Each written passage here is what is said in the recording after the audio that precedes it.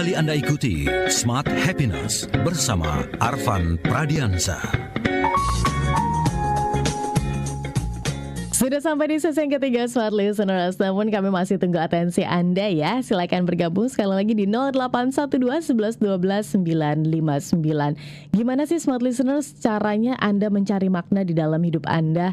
Dan apakah makna di dalam hidup Anda itu orientasinya adalah selalu kepada diri sendiri kah? Atau orientasi makna Anda tuh kepada orang banyak atau mungkin orang yang Anda kasihi?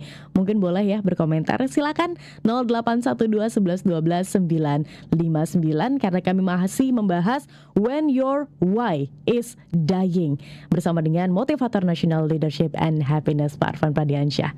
Pak Arfan, izin dijawab ya pertanyaan saya di sesi sebelumnya ini.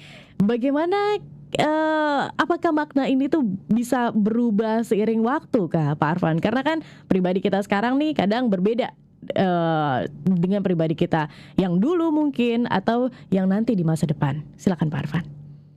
Terima kasih banyak Tasya, ini pertanyaan bagus sekali ya. Makna itu memang berubah sesuai dengan perkembangan diri kita gitu. Ya, waktu dulu pertama kali saya kan sebagai anak gitu ya, sebagai anak ini apa nih makna kehidupan saya gitu. Kemudian kan masuk lagi tahap berikutnya saya menikah gitu ya. Sebagai suami, nah itu belum pernah saya seumur hidup jadi suami itu belum pernah gitu.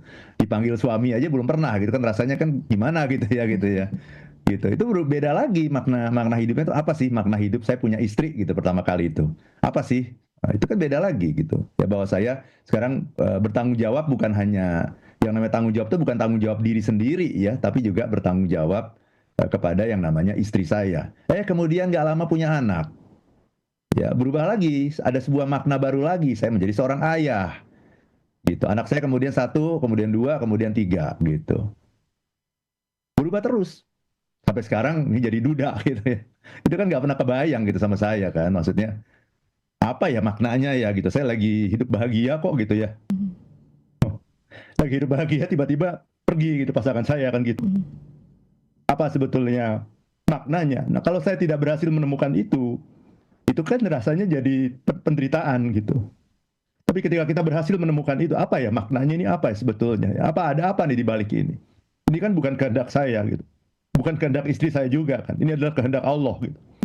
Allah itu kan Maha Pengasih, Maha Penyayang, Maha Baik. Pasti dia ada sesuatu yang ingin dia sampaikan kepada kita gitu dengan cara seperti itu.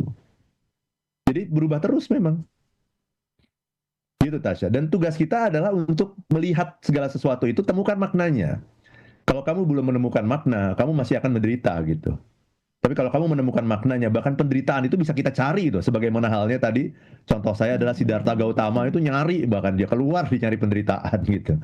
Kenapa? Karena dia merasa bahwa itu sesuatu yang membuat hidupnya menjadi lebih meaningful, menjadi lebih bermakna gitu. Oke, baik. Pak Arfan, kalau kita ngomongin makna lagi, makna hidup, apakah selalu orientasinya kepada hal yang apa ya, yang berarti untuk kita, misal diri kita sendiri, atau ini sifatnya sebenarnya bisa loh untuk eksternal dan lebih jauh lagi mungkin untuk negara, untuk bangsa, seperti itu? Ya, maknanya macam-macam ya. Misalnya makna untuk negara juga ada. Misalnya kita lihat situasi kita saat ini gitu ya, yang buat saya ini agak amburadul nih situasi kita ini ya.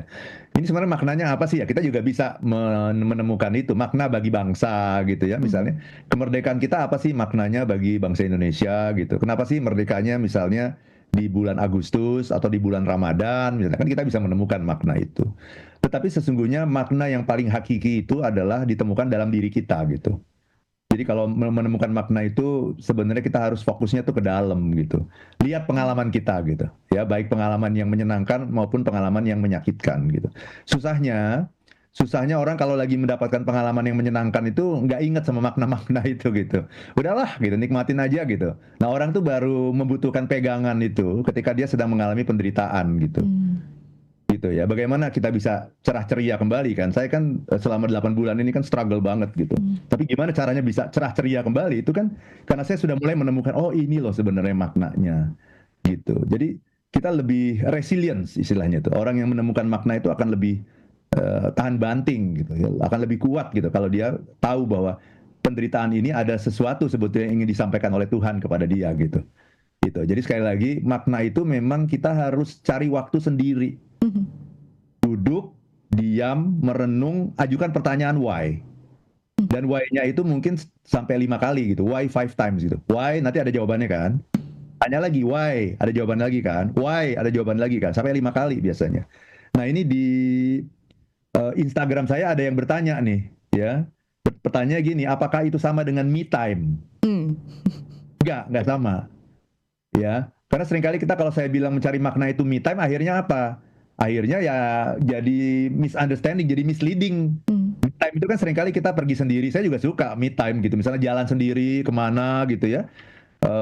Sendiri, bener-bener sendiri, nggak sama siapapun gitu. Menikmati aja sendiri, mau makan di mana, minum di mana, ngapain, bebas gitu.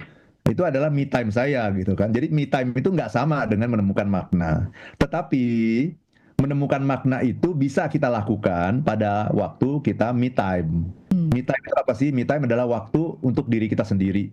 Jadi mana kita istilahnya dalam tanda petik memanjakan diri. Tapi memanjakan dirinya itu bukan cuman pergi ke spa atau ke sauna gitu, bukan. Tapi memanjakan dirinya itu adalah kita take care of ourselves gitu, mikirin diri kita sendiri. Ini kita sebenarnya kenapa nih? Kenapa kita melakukan semua ini? Kita mau pergi kemana? Jadi sebetulnya pertanyaannya selain why itu juga adalah where. Kita mau pergi kemana sih sebenarnya? Ujung dari semuanya ini apa sih gitu? Itu Tasya. Bisa dipaksakan nggak sih Pak Arfan? Kenapa harus dipaksakan? Misal kalau misalnya kita ngomong berpikir bahwa kadang kan diri kita tuh bias ya Pak Arfan. Jadi nggak bisa membedakan mana yang mungkin sifatnya objektif atau kebutuhan begitu. Saya merasa bahwa kadang-kadang ketika bertanya apakah iya benar ini jawabannya begitu. Karena kan kita bertanya pada diri sendiri yang nggak tahu nih yes or no-nya gitu kan. Ini gimana nih Pak Arfan? Ya nanti akan ketemu kok yes or no-nya gitu. Kalau belum ketemu jangan dipaksain. Itu kan sesuatu yang berproses gitu. Sesuatu yang dipaksakan tuh pasti nanti nggak akan maksimal gitu. Jadi memang nggak gampang gitu. Makanya kan saya bilang tadi ya, saya menemukan makna kenapa saya mendadak jadi duda begini. Itu mungkin 7 bulan baru ketemu. 7 bulan tuh baru ketemu tuh. Ya, dan setelah ketemu itu saya menjadi lebih kuat gitu. Saya menjadi lebih kuat. Tapi percayalah bahwa segala sesuatu terjadi karena sebuah alasan gitu. Segala sesuatu di dunia ini, apapun itu terjadi karena sebuah alasan. Itu satu. Segala sesuatu di dunia ini terjadi karena izin Allah. Itu dua. Yang ketiga, Allah adalah yang maha pengasih, lagi maha penyayang. Maka yang dia izinkan untuk terjadi pada kita adalah sesuatu yang baik. Nah, kalau kita belum bisa melihat sebagai sesuatu yang baik, jangan dipaksakan.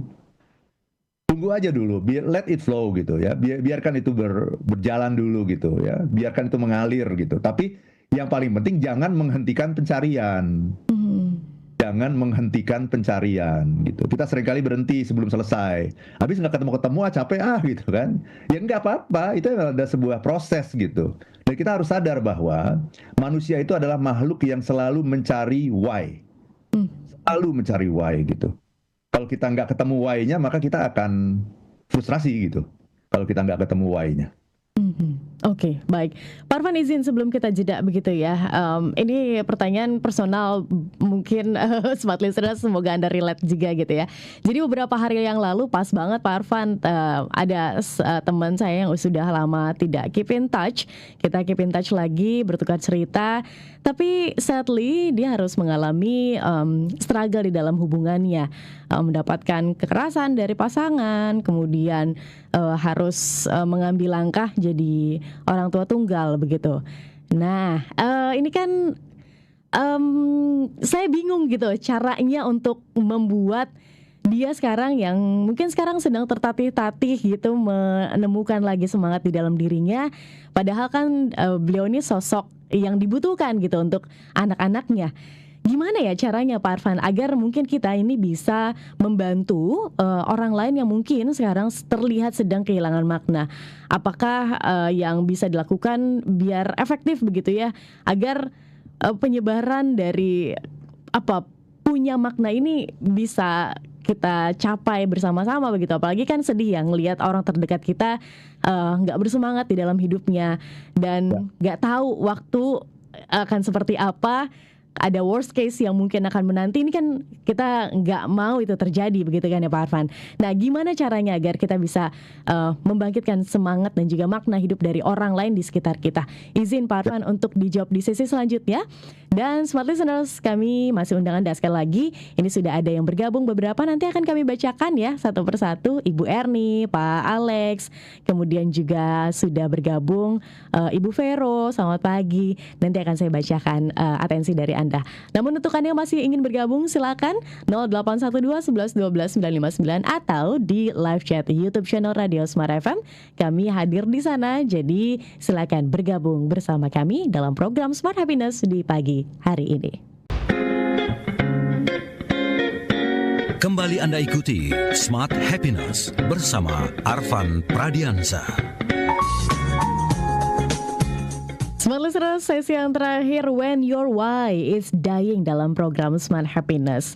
Anda masih kami tunggu ya di kesempatan pagi hari ini. Namun kita tanyakan dulu sama Pak Arfan, kalau misalnya kita mau lebih tahu lagi, lebih ajak lagi dalam merengkuh kebahagiaan di dalam kehidupan kita. Karena yang saya dengar Smart Listeners, kalau misalnya Anda bekerja dengan happy, tentu saja akan jadi pribadi yang militan, yang bisa mencapai goals-goals Anda. Bener gak sih? Bener gak sih Pak Arfan? Gimana caranya untuk mengundang Pak Arfan? Izin mungkin mic-nya, silakan.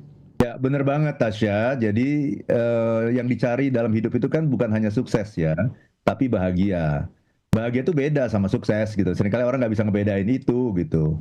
Jadi saya sekarang lagi banyak sekali diminta oleh berbagai perusahaan, mulai dari BUMN, kementerian, juga perusahaan-perusahaan swasta untuk bicara mengenai happiness at work gitu. Gimana caranya bisa hidup bahagia di tempat kerja? Karena kerja itu kan penuh dengan tekanan, penuh dengan load kerja yang tinggi, stres dan sebagainya gitu. Jadi kalau kita nggak dapat bahagia, cuma dapat uang aja, uang itu habis. Ya, untuk membiayai kebutuhan hidup, bersaing dengan inflasi, kan begitu. Jadi penting banget tuh supaya kita bisa bahagia di tempat kerja. Nah, caranya gimana? Kita ngobrol, undang saya untuk ngobrol, jangan undang saya untuk pidato. Jangan gitu, rugi Anda gitu ya. Undang saya untuk ngobrol, kita akan diskusi, ngobrol sebebas-bebasnya gitu ya. Dan di situ nanti hadir semuanya gitu, kayak sore ini saya dengan IDX itu ya hadir semuanya, mulai dari Pak Dirut, direksi, teman-teman semua, ya manajer, karyawan semuanya hadir. Kita ngobrol gitu ya. Silakan teman-teman boleh menghubungi ILM di 0812 123 45 949 0812 123 45 949. Nah itu kalau mau mengundang saya. Tapi Anda juga bisa cari cara yang lain, baca buku saya aja. Nah ini ada buku saya yang terbaru, judulnya Life is Beautiful. Buku ini ditulis ketika saya masih jadi milenial. Waktu itu saya menulis buku ini, umur saya itu baru 30 tahun, sedang meniti karir, baru punya anak 1 gitu-gitu ya. Jadi masalah-masalah yang diangkat di sini bukan masalah orang yang udah mapan, belum. Ini masalah-masalah orang yang lagi struggle mencari jati diri, meniti karir dan sebagainya. Tetapi kemudian ini saya repackage dengan gaya bahasa yang kekinian dan untuk bisa masuk juga ke milenial saat ini ya. Jadi silakan teman-teman yang ingin memiliki buku Life is Beautiful, ada banyak caranya, bisa ke gramedia.com. Itu yang pertama ya, ke gramedia.com. Bisa juga ke Tokopedia Arfan Pra. Ya. Dan Anda bisa nanti kalau beli buku ini dapat seminar gratis juga gitu ya. Dapat tanda tangan dari saya sekaligus dapat seminar gratis dari saya. Gitu ya. Jadi jangan lewatkan kesempatan ini. Silakan hubungi ILM juga ya, boleh di 0812 12345 949.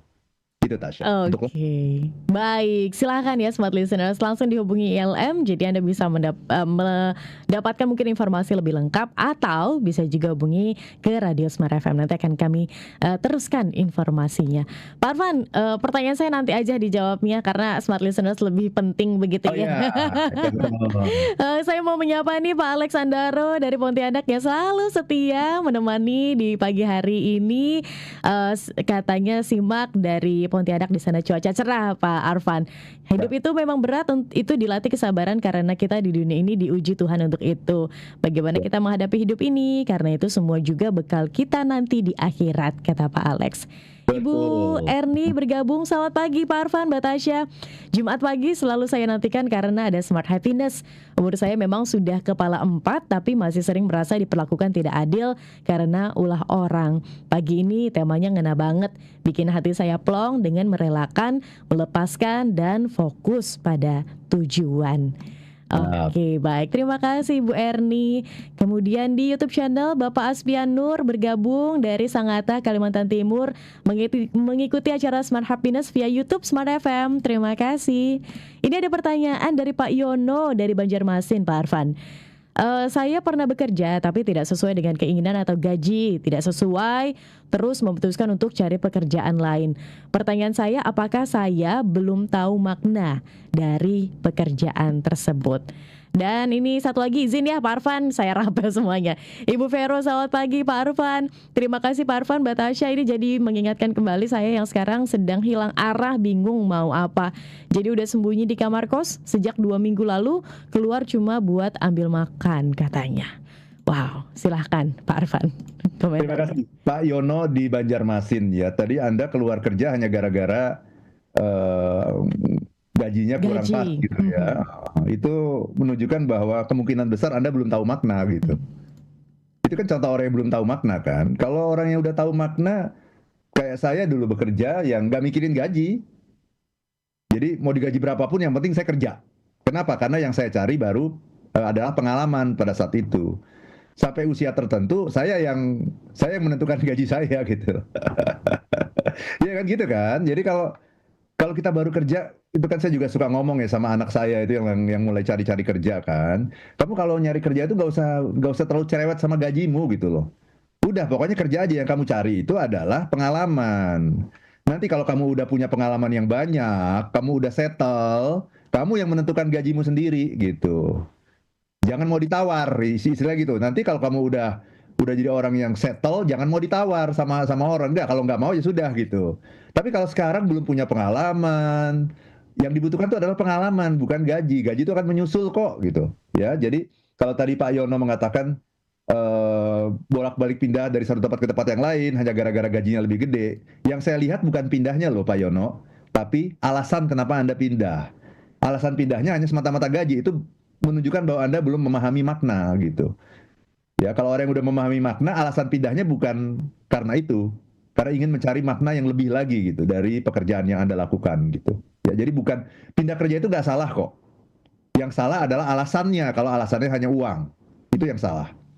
Ya, Bu Vero tadi, nah itu ya mungkin ini sedang mengalami apa ya istilahnya ya. Kan tadi di kos aja gitu ya, kemudian keluar tuh cuman karena mau makan gitu ya. Jadi memang ya mungkin perlu juga sih. Cuman ya harus mengikuti talkshow seperti ini gitu. Jadi ini kan lagi menyendiri nih gitu ya. Ya perlu, tapi menyendiri itu kalau nggak eh, dengerin talkshow yang bermanfaat, dengerin YouTube, konten-konten yang faedah gitu ya, itu nanti akan tersesat, tambah tersesat nanti seperti lagunya Michael Bublé tadi gitu, lost nanti gitu. Jadi supaya nggak lost ya, walaupun sendiri, manfaatkan waktu Anda yang sendirian di kos itu, cari konten-konten yang faedah gitu di YouTube, di TikTok, di IG, ada banyak banget kok, termasuk Smart Happiness ini gitu. Supaya Anda jadi, itu menjadi sebuah proses pencarian yang berharga gitu, nggak cuma tiduran leye-leye di kos gitu. Itu untuk Bu Vero ya. Baik, oke Pak Arfan, mungkin kita akhiri begitu ya dengan pertanyaan dari saya. Gimana cara kita menolong orang yang mungkin butuh bantuan nih, yang mungkin kehilangan makna, Pak Arfan? Silakan. Ajak ngobrol, ajak ngobrol. Ya, jadi nomor satu kita harus jadi pendengar yang baik ya. Kalau kita datang mau membantu orang tapi kita cuma mau nasehatin orang, dia akan ngomong, kamu nggak ngerti sih, kamu nggak ngalamin sendiri kan, kamu nggak paham gimana rasanya menderita seperti saya ini gitu. Kamu ngomong sih enak kan gitu. Jadi kalau mau membantu teman menyelesaikan masalah, ya kita harus jadi pendengar yang baik dulu gitu. Apa sih pendengar yang baik? Listen. Listen itu adalah silent. Listen is silent. Kan hurufnya sama tuh. L-I-S-T-E-N. Listen. L-I-S-T-E-N. Itu kan kalau dibalik sedikit jadi silent kan. Jadi inti dari mendengarkan tuh apa sih? Kunci mulut. Nggak usah ngomong, dengerin aja. Itu satu. Yang kemudian yang kedua baru kita berempati. Apa itu berempati? Menebak perasaan orang itu. wah aku tahu kamu pasti lagi galau banget ya gitu. Nah kata-kata galau itu adalah sebuah empati ya. Wah aku tahu nih kamu lagi struggle banget ya. Wah aku tahu nih kamu lagi sakit hati banget ya. Aku tahu nih hidupmu memang tidak mudah ya, diperlakukan seperti itu memang sangat menyakitkan gitu. Itu namanya abuse gitu ya. Apa namanya di abuse gitu oleh pasanganmu, oleh temanmu, oleh orang tuamu misal seperti itu gitu. Jadi itulah yang namanya empati. Nah yang ketiga, kalau kita udah mendengarkan, sudah berempati, baru kita ajukan pertanyaan. Tugas kita adalah mengajukan pertanyaan, bukan nasehatin. Nah, seringkali kita mau bantuin orang malah kita nasehatin. Itu bukan bantu, itu nambahin beban namanya gitu. Ya. Kalau mau ngebantu orang, dengerin dia, kasih empati, kemudian kasih pertanyaan. Apa pertanyaannya? Menurut kamu ada apa sebetulnya di balik semua ini gitu? Menurut kamu di balik semua penderitaan kamu ini ada nggak eh, blessing-nya gitu? Blessing-nya ada nggak? Ada nggak sesuatu yang bisa membuat kamu berpikir gitu untuk melakukan hal yang berbeda, menjadi orang yang berbeda gitu? Digali aja dan dengerin ketika dia ngomong panjang lebar, dengerin. Itu adalah sebuah proses pencarian makna gitu. Gitu Tasya. Jadi tugas kita yang membantu orang. Tapi pertanyaannya sebelum bantu orang kita harus apa? Bantu diri Tahu sendiri. bantu diri sendiri. Aja juga nggak tahu makna hidup kita apa. Wah, nah kita aja juga cuma menjalani hidup begini aja jadi rutin aja kayak ban berjalan gitu. Kalau di bandara itu kan ban berjalan gitu ya, apa nungguin koper itu kan ban berjalan gitu aja hidup kita. Ya gimana kita mau bantuin orang gitu. Jadi kan rumusnya kalau mau bantu orang, bantu dirimu sendiri. Kayak di dalam pesawat kan, kalau kamu mau membantu anakmu untuk pakai masker, pakailah dulu masker dirimu gitu. Kira-kira begitu gitu. Jadi tugas kita adalah itu. Ketika kita bicara makna, temukan makna hidupmu apa. Belum ketemu, nggak apa-apa, tapi jangan berhentikan pencarianmu. Terus cari, terus cari, terus cari. Nggak usah buru-buru, nggak usah gerasa-gerusu, tapi terus mencari gitu. Itu Tasya. Oke, baik. Pak Arfan, terima kasih. Tapi masih ada 2 menit, mungkin boleh diberikan kepada kami apa ya? Intisari begitu, atau mungkin Pak Arfan ada yang ingin disampaikan, semoga bisa menginspirasi, lebih menguatkan lagi bahwa mencari makna hidup itu benar-benar penting. Silakan. Iya. When your why is dying ya, ketika alasan-alasan kita untuk hidup itu menjadi memudar gitu. Itu adalah masalah yang disebut sebagai existential emptiness gitu ya, kehampaan eksistensi gitu. Ketika kita udah nggak tahu lagi nih hidup buat apa, kerja buat apa, tapi ya dijalanin terus setiap hari gitu. Kita jadi robot-robot gitu. Kita menjadi robot-robot yang tidak bermakna. Kita kosong, kita benar-benar hampa hidup kita. Walaupun kita mencapai kesuksesan gitu, tapi kesuksesan yang hampa gitu. Jadi manusia itu kalau Freud bilang adalah makhluk yang mencari kesenangan dan menghindari penderitaan, sebenarnya itu tidak sepenuhnya benar gitu. Manusia yang paling benar adalah manusia adalah makhluk yang mencari makna. Ya, tetapi mencari makna itu bukan pekerjaan yang mudah. Itulah sebabnya banyak orang yang tidak tertarik untuk mencari makna. Karena kayak nggak produktif gitu. Kan cari makna gimana sih? Duduk, diem, merenung gitu. Kan kayak nggak produktif gitu. Sementara kan kita terbiasa dengan sesuatu yang ritmenya cepat gitu. Pertanyaannya cuman apa yang bisa saya lakukan, gimana caranya gitu. Padahal sebetulnya di balik itu, nah kita harus tahu kenapa kita melakukan semua ini. Kenapa saya bisa misalnya talk show di Smart FM ini sampai sekarang ini udah 16 tahun loh saya talk show di sini. Wow. Bisa 16 tahun. Apa yang menarik? Itu kan sebenarnya kalau nggak menemukan makna mungkin udah sampai jenuh kan gitu ya. Ya, tapi 16 tahun nggak pernah satu kali pun ya talk show saya di Smart Happiness ini yang nggak saya siapkan dengan sebaik-baiknya, tidak saya lakoni dengan penuh gairah gitu. Semua penuh gairah. Kenapa? Karena saya tahu maknanya apa gitu. Saya sekarang ini saya mendapatkan kesempatan yang luar biasa nih bisa ngomong di sini karena saya mencerahkan seluruh Indonesia ini. Ya, bahkan seluruh dunia dimanapun Anda berada, selama masih di dunia ini, Anda bisa dengar saya gitu. Jadi itu yang akan membuat kita kuat gitu. Tanpa adanya makna, manusia itu akan sering mengalami kebosanan dan ujungnya apa? Bosan hidup. Wow. Itu bahaya banget itu. Bosan hidup, bunuh diri. Nah itu bahaya sekali. Jadi penting sekali ini. Yang namanya makna hidup akan membuat kita jauh lebih kuat, berenergi dan punya arah dalam kehidupan kita. Oke, baik. Terima kasih Pak Arfan untuk insight-nya, mengingatkan kita kembali begitu ya. Dan kita akan berjumpa lagi tentu saja di minggu depan. Smart Listeners, terima kasih juga untuk Anda yang sudah bergabung. Akhir kata, saya Tasya Rustama. Saya Arfan Pradiansyah. If you wanna be happy, be Be happy happy now.